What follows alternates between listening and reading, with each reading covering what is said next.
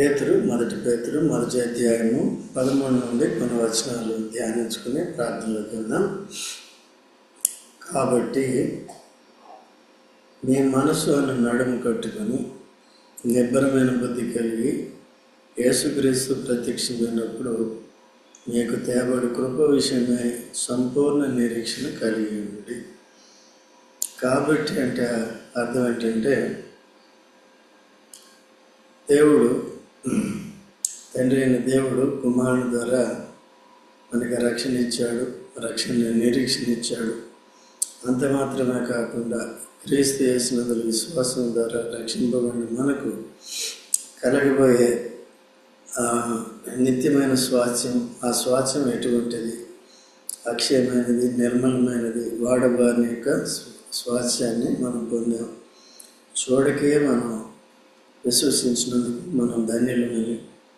అయితే మన విశ్వాసం పరీక్షింపబడుతుందని, శుద్ధ సువర్ణం కావాలంటే దాంట్లో ఉన్న మస్టును తొలగించాలంటే పుటం వేస్తారు బంగారం.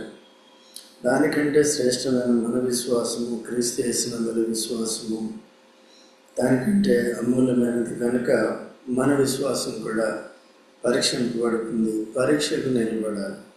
అనేకమైన ఇరుకులు, ఇబ్బందులు, నష్టాలు, కష్టాలు ఇవన్నీ కూడా వస్తూ ఉంటాయి.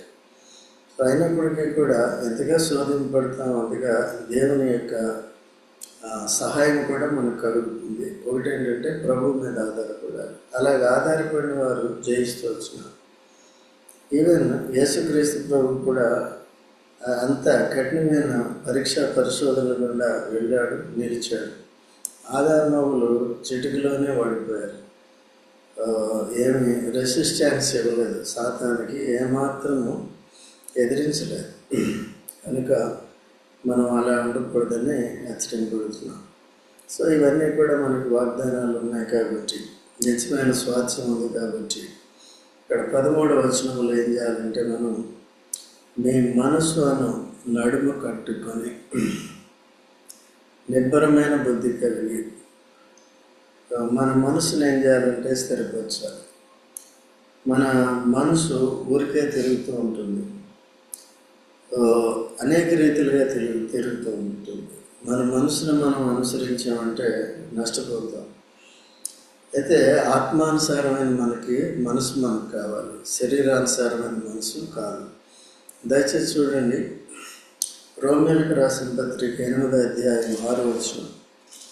రోమ 8:6 త్వరగా చదవండి.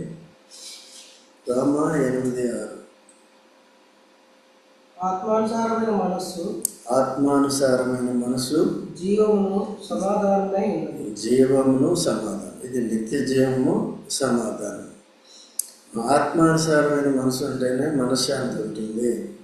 శరీరంలో వచ్చే అడియాసలు అనేకంగా ఉంటాయి కాబట్టి వాటిని కంట్రోల్ చేసుకోవాలి. తర్వాత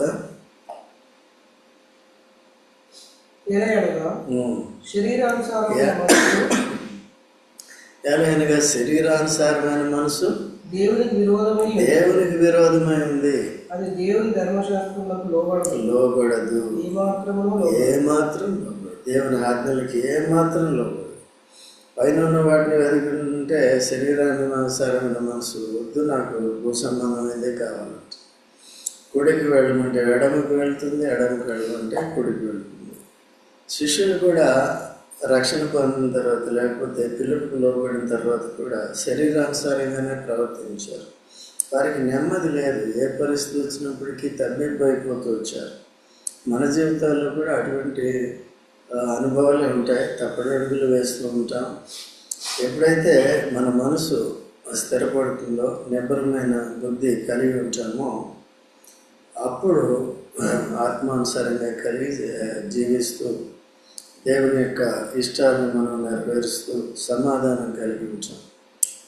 సో మనకు సమాధానం ఉంటుంది, తర్వాత దేవునితో సమాధానం ఉంటుంది, ఇతరులతో కూడా సమాధానంగా ఉండగలుగుతాం.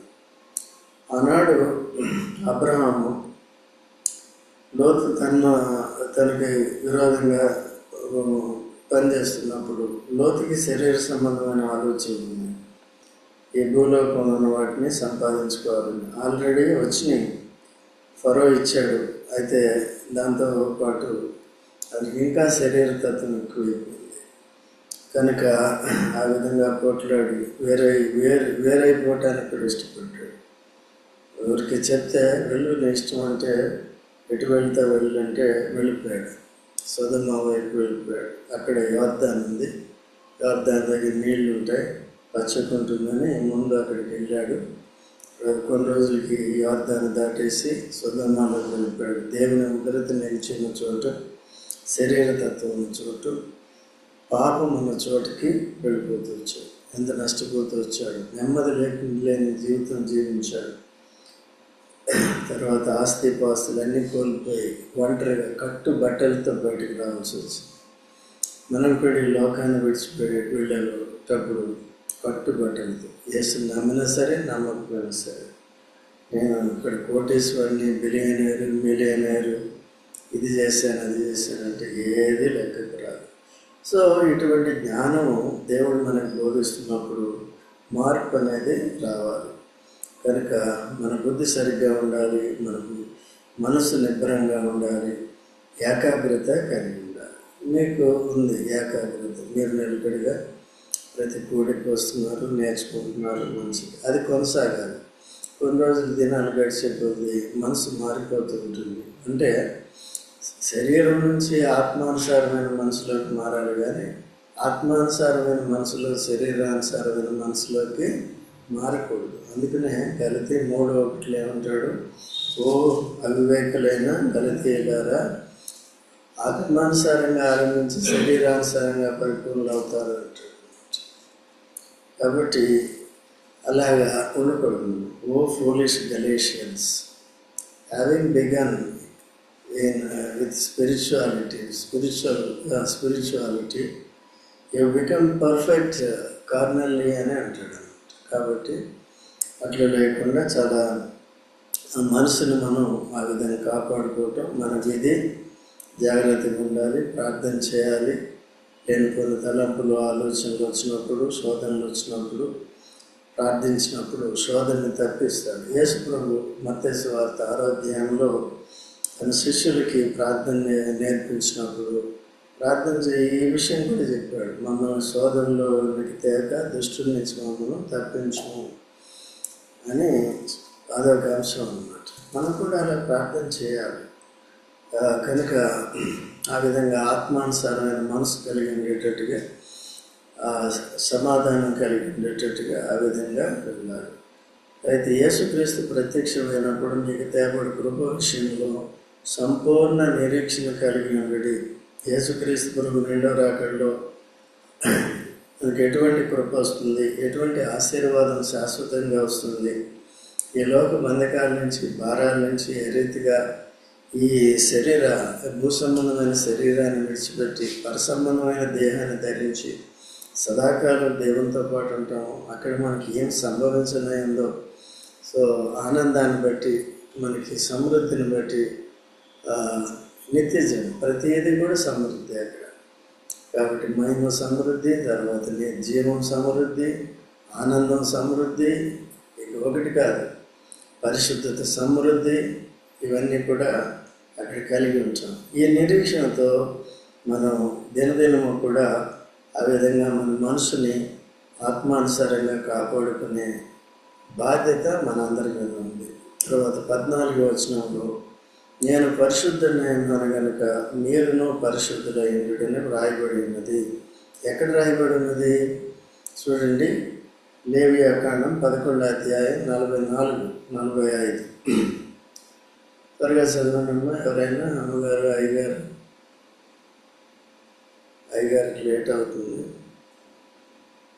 నేను మీ దేవుడనైన యెహోవాను, ఎందుకంటే మిమ్మల్ని ఐగుప్తులోంచి విడిపించాను పరిశుద్ధులుగా ఉండాలని. నేను పరిశుద్ధుడను గనుక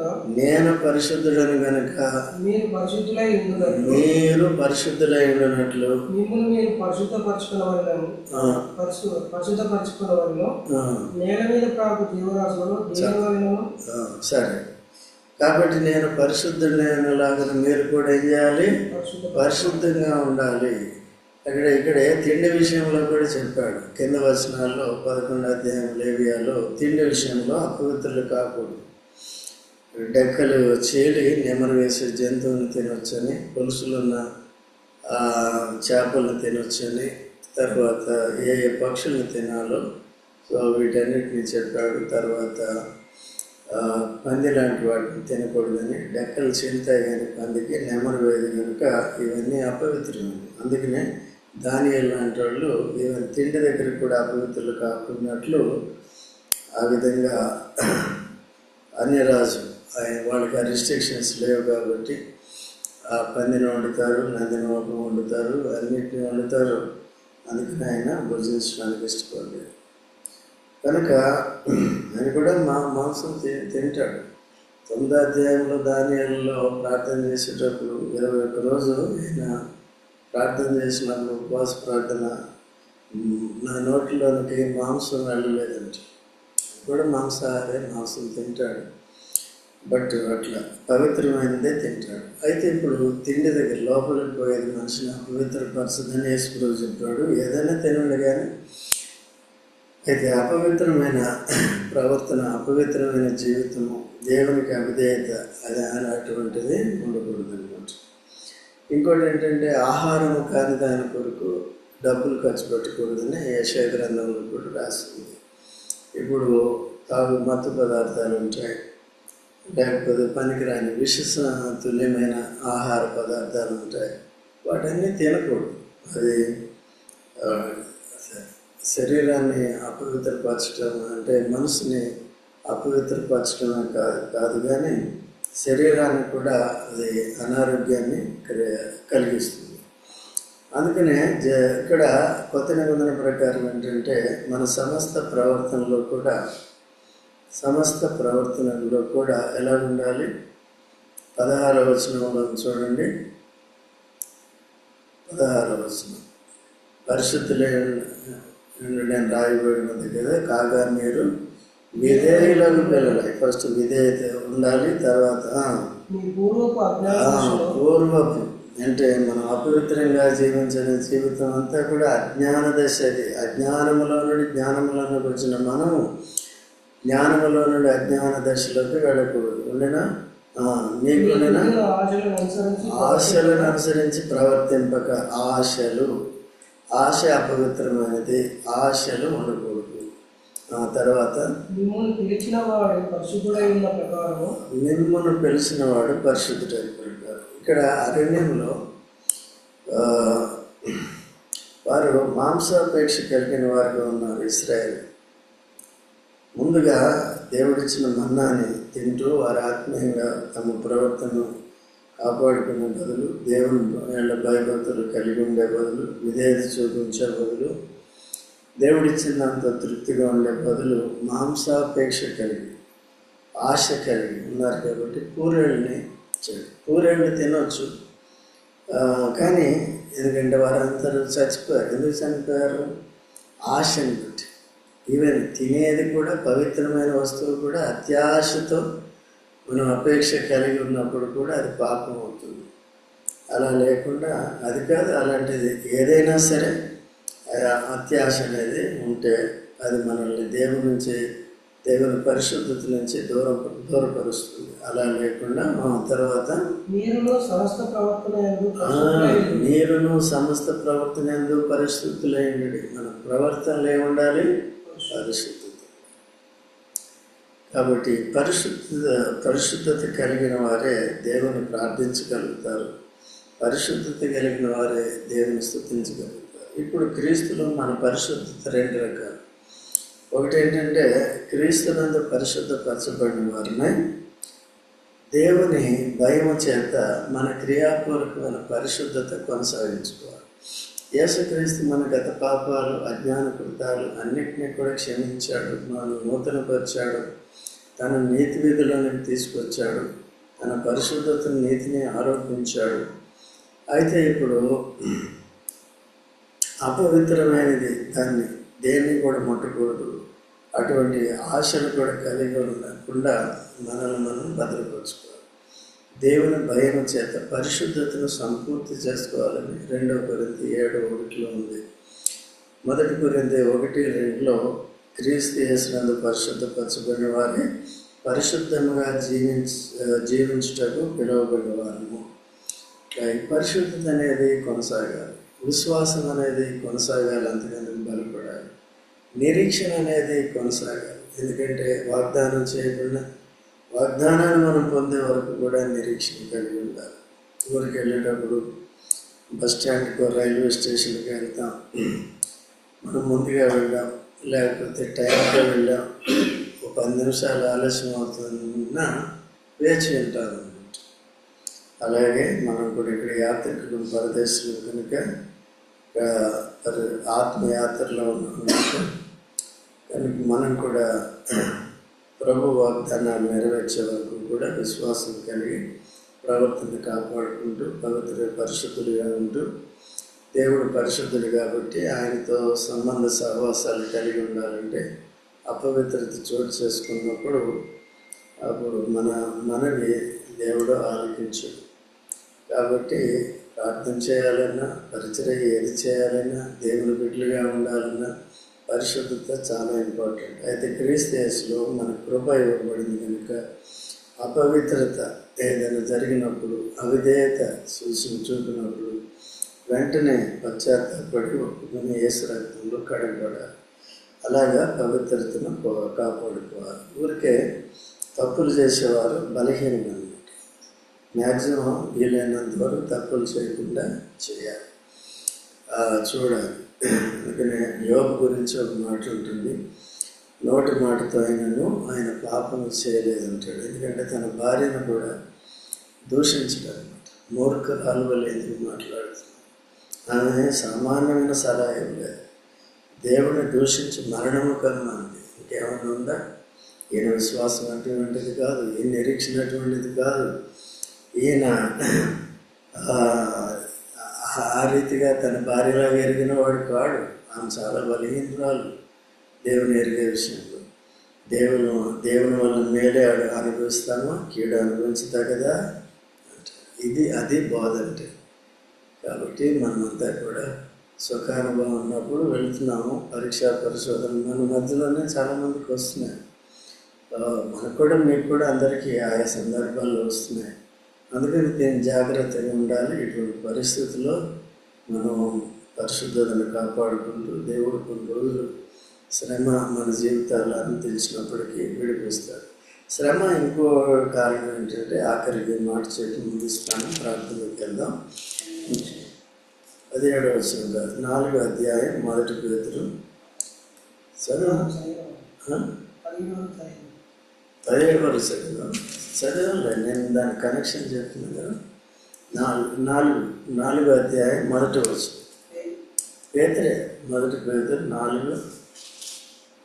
క్రీస్తు శరీరమందు శ్రమ పడిన కనుక చూసారా, క్రీస్తు శరీరమందు శ్రమ పడిన కనుక మీరును అట్టి మనసును, ఆ మనసు కావాలి మనకి. శ్రమలను అనుభవించే మనసు ధరించుకునడి అంటే అర్థం ఏంటి?